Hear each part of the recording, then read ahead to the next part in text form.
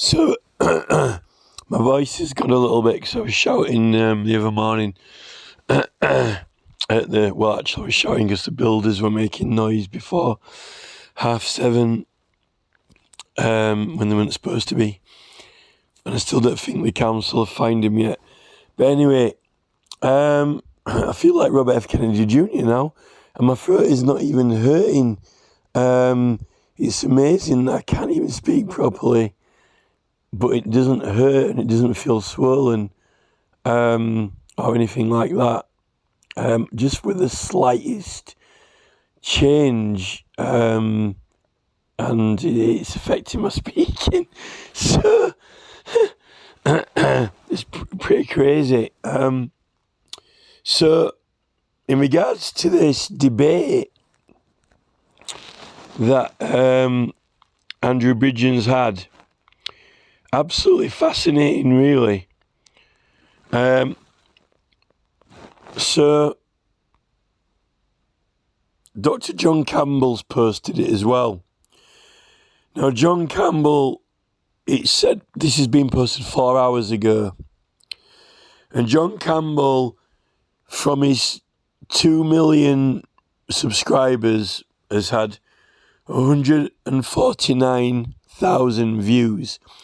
I wonder if John Campbell could actually say the words to his viewers. If John Campbell made, actually there's already that Tesla petition, I suppose, that they've probably already signed. Andrew Bridgen himself, on his own channel, he's had 12,000 views in only 4 hours ago. 12,000 is still quite a lot. It's amazing that these MPs themselves are nowhere near as popular as these rock stars, like these pop stars, U2 or, even the ones that, like these radio presenters, these, I'm just trying to think of his name now. The guy who looks like, with the glasses on, ginger hair.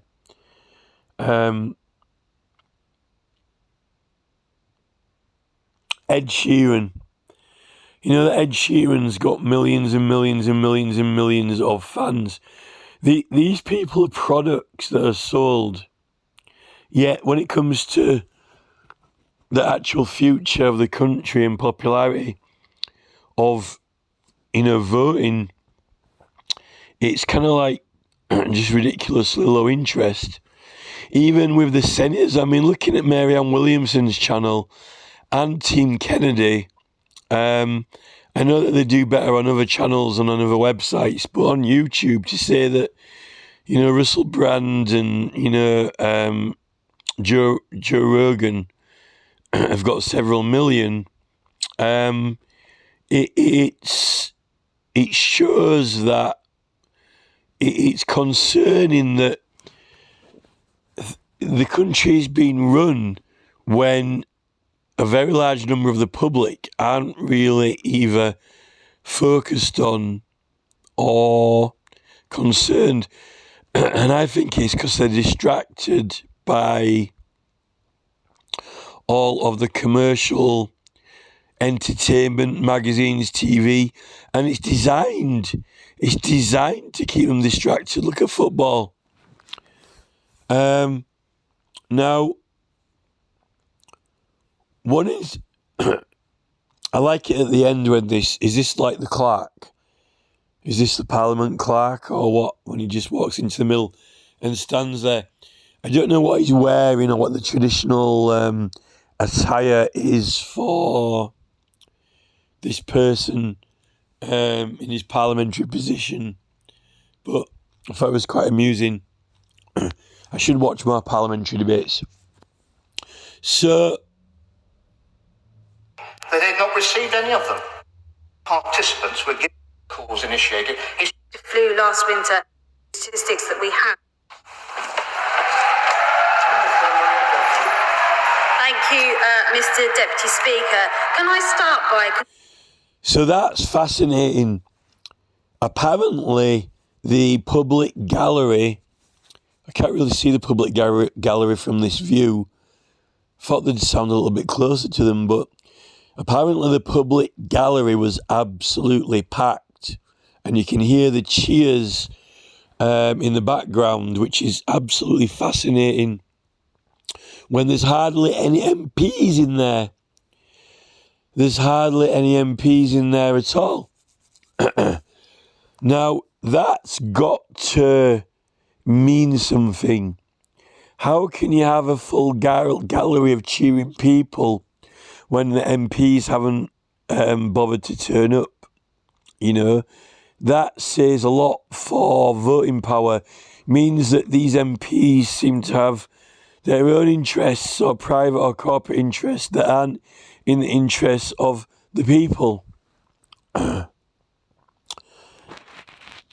And, you know, all this strategic planning of councils and contractors and so forth, political parties, the fact that Bridgen has had, since he's been thrown out of his party, he's been moved, his parliament office has been moved to like the furthest place away from parliament that you can get to have your office. And he's been put in a room with no window, punished as if like being put in some sort of cell. Maybe that's symbolic to the fact that if these MPs start talking about these excess deaths and there's some evidence of liability, or what even the Prime Minister himself is doing with this, directing this Moderna factory that's going to be pumping them out. But the naming of Moderna, that it's going to be Moderna, we're all going modern, whether we like it or not. It's almost like we're having the vaccines, whether we like it or not.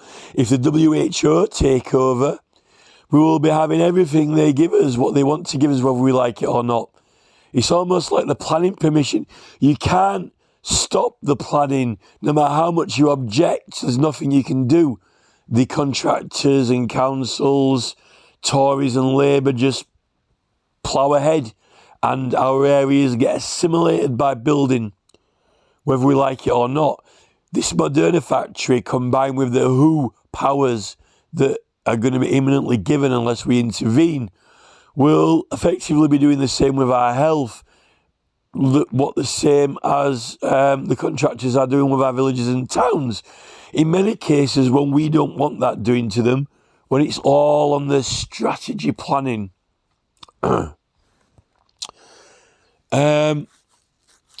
Now, when it comes to this woman who gave the response to Bridgen's presentation, this woman is an example of people who either can't or don't want to think outside of the box. Almost like the status quo thinking that the television itself got the world, the nation, the country into, watch Coronation Street. This is how you live. This is what you think. This is what you talk about. Open University. Show must go on. Graham Norton. The whole television guidance and direction of what's permissible. Like David Icke's agenda was shunned and banned from television. And now, since YouTube has exploded and there are many, many independent channels and people who have a bigger imagination and wider understanding and inquisitory nature than the TV wish to frame in the cameras, in calendar news, on the BBC, beyond the framing of the television, beyond the context of the conversation, of the boundaries of the subjects of which they wanted to contain in the nation's psyche, at least on television, which clearly wasn't the case in real life, in real people's conversations, in students' conversations. These MPs are afraid of exploring intelligent, logical, and inquisitive thinking. Like what happened to Madeleine McCann? Does it mean something? How did it happen? The police, the fact that there could be, on television, we have all these thrillers, and they put them on telly, these thrillers and murder mysteries, Columbo, Murder, She Wrote, modern ones, Death in Paradise. The only time when they seem to want to allow your brain to entertain ridiculous ideas outside is the box is when they've got a murder thriller, and it's always someone who's been killed, one person, or it's never a big corporate company who's doing it to the nation, or it's never, anyone in government doing it to the people. It's always one bad guy, one person who's done it for some personal reason, to make some money, to steal some money, or to kill a relative, or to do this. In that context, we're allowed to explore these wild hypotheses and these wild claims that someone would do such a thing, think such a thing. And now, because of immigration or ethnic groups or the disparity of money, class gap, we're allowed to think people might be thinking about breaking in. And we might need alarms. Everyone's buying alarms. We might need motion detectors. EE is trying to sell everyone motion detectors. Cameras everywhere on our phones. Cameras on the TV. Why do the tech companies want to know everything about us on our phones? Why do the tech companies want to know everything? Why do the government want digital ID? Why do the government need to know everything about us, need to have everything, all the knowledge of every person? Because that's suspecting people, and that is claiming that people aren't trustworthy enough, so the government needs to know everything about them. Why does the government want to know all the biometrics? We know a lot of biometrics, and the biometrics are that the sperm count has dropped by 50% since the war because of his diet, that we've been caned by diabetes and cancer and other factors. When David Cameron was Prime Minister, there was a very, very acknowledged, but it was acknowledged actually by David Cameron, because they made certain substances, drugs, illegal that were going around, but they downplayed that. There's been, our metabolism has been under an increasing attack since the war and before. And with that, not only has our sperm count and hormones been negatively impacted our immune system, cancer, diabetes, this was getting worse and worse through the diet of sugars. But something happened 2010, 2009, 2010. And that was that these legal drugs were actually becoming very, very, very, very popular, not through drug dealers, but being lawfully purchased. And many people started to use them from grandparents to teenagers to other people. Now, when you eat sugar and cakes and buns, if you're susceptible to diabetes, you're going to go diabetic when you get older. But if you could somehow accelerate all those conditions, cancer, diabetes, dropping hormones and sperm, if it could be accelerated, then it would hyperspeed, or it would accelerate the overall population into the diabetic state a lot earlier than what was predicted in their normal lifespan. And if a very large number of people did that, including the people who weren't susceptible to diabetes and cancer, then it would shift the whole population, a very large number of the population. It would shift the timing for the onset of diabetes, bring it back possibly 5 to 10 years, or if they were like spending at least 12 months to 2 years on these drugs, and people who maybe wouldn't have even got diabetes even by the time they got to 70 or 80, when they were going to die of something else, old age or whatever, it actually would make them, the window would then be open for them to get it, when otherwise their resistance wouldn't have allowed them to get it. Now that, to me, is a alarming factor. Now, I don't accuse David Cameron of sitting in a room with his pals. I don't accuse David Cameron of, his Oxford buddies. I don't accuse him of strategically planning it. I don't accuse him of sitting there and, plotting with his pals who, let's cause some damage to the population. And they've already been damaging themselves anyway. They can't stop themselves eating all this food that our partners and investors are making a killing out of anyway. And that's a well-known comment and statement, that making a killing. Let's, let's use the Chinese and, let's pull some strings on websites and get everyone onto this stuff.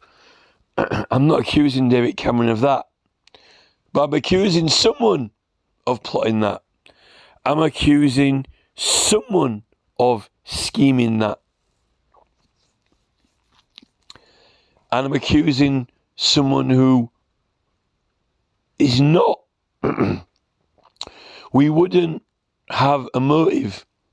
We wouldn't have a motive unless we thought somebody wanted to do that to the people. Now, I would say to this Parliament and to this woman here, I would say this to this woman: why is the nation allowed by MPs to buy books and watch television if it's a fantasy thriller, Murder, She Wrote, or Columbo, right?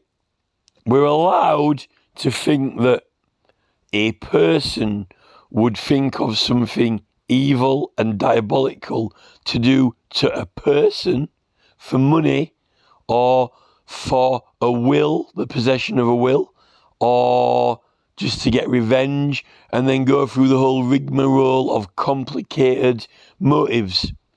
Why is that entertainment, and why is that allowed in the consciousness of the population for entertainment when it's one person. Why wouldn't one person, a factory owner, a bread empire owner, a sugar donut owner, why wouldn't they think of that for a section of the public, or why not everyone? Why can't the police investigate someone for plotting it on everyone? Now, isn't it interesting that someone has been buying all of those companies up? Someone has been purchasing them all and taking them into ownership of some entities. And these entities aren't stupid. They must have the results of their health figures. And the health figures, regardless of what this woman is saying now, these health figures pretty much cover everything. And the profits of these companies, their products, are responsible also for the sperm count, which affects the hormones and overall immunity, and with it, cognitive performance for safety, intelligence, and the rest of it. Now, there is an entity that is guiding all of the profits and effects of these foods, and not for our better health. Added to that, this entity has on its agenda plans to connect machines to people, to try to use advertising to influence people on a person-to-person basis, each individual. Also, the tech is causing antisocial behaviour and segmentation. The votes from the public for these political parties are dropping. People aren't voting for these parties anymore. The votes for Labour have dropped. The public vote for these ministers is under 50%. Less than half of the public now support this government and elect it. When with Andrew Bridgens talking about these excess deaths, which is now official in Hansard. Now, I've done some investigating about our ancient heritage, and it got attacked. It got damaged and covered up. They didn't want to acknowledge our heritage here. And I've got some connections with who had an interest in that, because it was the imperial chemical industry that is associated with it, because it built into the ancient heritage area and spoiled it. And this place is pumping out chemicals that are contributing to all these health issues. And King George was seen signing the opening day. Also, coinciding with this, the Queen's coronation, they built directly on the ancient site, finishing it off. Also, when a guy was supposed to be doing some archaeology, exactly coinciding with the Queen's coronation. And the other event was the Imperial Chemical Industries, named Imperial, and the other ancient site next to it. When the Labour Party was invented, they built a Victoria Tower on there, really celebrating that they destroyed their opponents, the Liberals, inventing Labour. You will not all be Liberal now you all be workers, labourers. That's what you people are. You're workers and labourers. And we made these products in gross excess. We made our own increase in health defects. We increased and created our own sperm count failure, our own increase in diabetes and cancer through excess product manufacture and the wrong product manufacture. And all those companies now are taken into a singular ownership that has not subsided but increased that trend. That is a directed and intended, and they had access to medical. Now, this woman claims that the excess deaths are a combination of factors, but that combination of factors are all factors which fall under these companies' influence and the chemicals. And no matter what she says, those factors are all the responsibility of these now very big companies that have taken direction and ownership. And their plan with Google is to build more and more and more and more machines to do work. You won't need a labour force when you've got machines. Now, if less and less people are voting for these MPs at the moment, and they're going to barely get anyone to elect them, if they don't need us for labour, what do they need us for? And they're not going to need us for voting if no one is going to vote for them. And no one's going to vote for them if we're all dead. Now, and even if they want us just to be alive and be happy, they've already got us blocking and banning each other. Crime has been on the increase, not going down. It's hardly heading for a utopia the way that the crime increase is going, unless they want us all obedient to these new... They think that these machines are going to make us obedient and happy, if there's any of us left.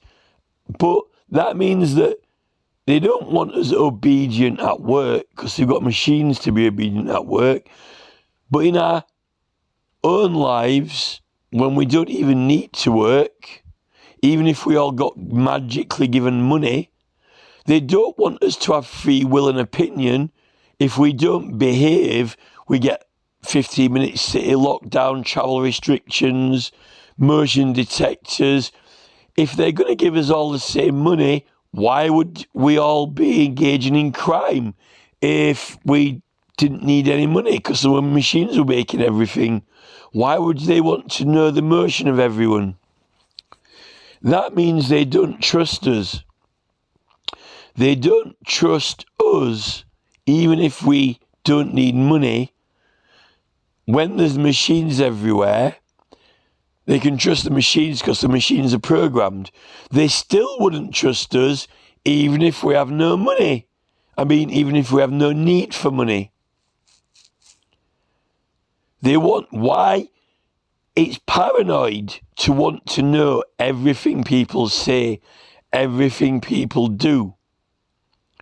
And why want to scan everyone's health when they're the ones who have caused the dramatic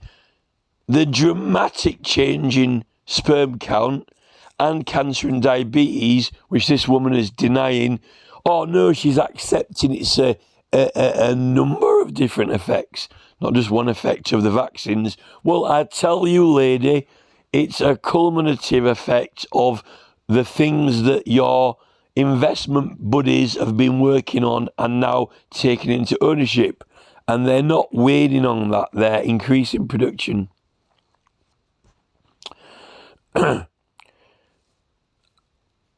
I think the evidence points at genocidal motives. There are genocidal motives here. Now, that's one thing they don't want to talk about. Now, the Prime Minister, their leader in Parliament, he is symbolising and gesturing that he wants the country to go modern style, because he's orchestrated a factory and he's named it Moderna. That's casting a spell that we're all going modern, whether we like it or not. Now, a lot of people don't want to go modern. A lot of people like the things as they are. But all these investors who've bought these big companies want to introduce the tech and the influencer advertising and all the rest of it and make us go modern. And part of that being modern is listening into what we're saying and having a personalised influence on every individual by a device. And yet, and that's not enough to monitor us. They want motion detectors outside as well. And if we don't behave like in China, social point system, they might even stop us from leaving the house, even though we might not want to work. This means that their plan and their idea for the future is that machines will do labour and we're not trusted, even if they give us money without needing to work, we're not even trusted to walk around not needing to work because we're not trustworthy, even if we didn't need any money, even if the machines made our things. Why don't they trust us? Now, the crime hasn't been going down. When you evolve as humans, you're meant to get more caring and sharing and altruistic. They're saying the crime's gone up, got worse. It's not going very well, is it? Because progress, mankind, crime going up is not progress. Now, if we didn't have an increase in crime at all, let's say there was no crime. Let's just pretend there wasn't one crime. They wouldn't have an excuse to say we needed to have surveillance. They wouldn't say you need motion detectors. They wouldn't say be scared of locking your car and doors. They wouldn't say be scared, lock everything. Be scared of the internet and hacking. You wouldn't need all those things. And if you didn't need those, they wouldn't need to build them into the devices. And they wouldn't be spying on you and need to know everything you were saying all the time. Because you would just be doing good things with your friends and enjoying yourself. Why would someone want to watch all that and get data on it? There are connotations in this of wanting to design and change humans, even shape them, even merge them with machines or change their genetics. Now, we know many humans are different, and we know many humans have evolved slightly differently. What is right and what is wrong? Who votes on that? Who decides that? Well, definitely not the WHO. That would be racist to decide what is a perfect human and what isn't. That would be racist. But it seems the idea of genetic engineering of DNA, they're claiming it's for health reasons, for well-being. But really, do they really mean to intend to think that having a perfect human is healthy? Now, to have that concept is racist. They condemn the Nazis for that.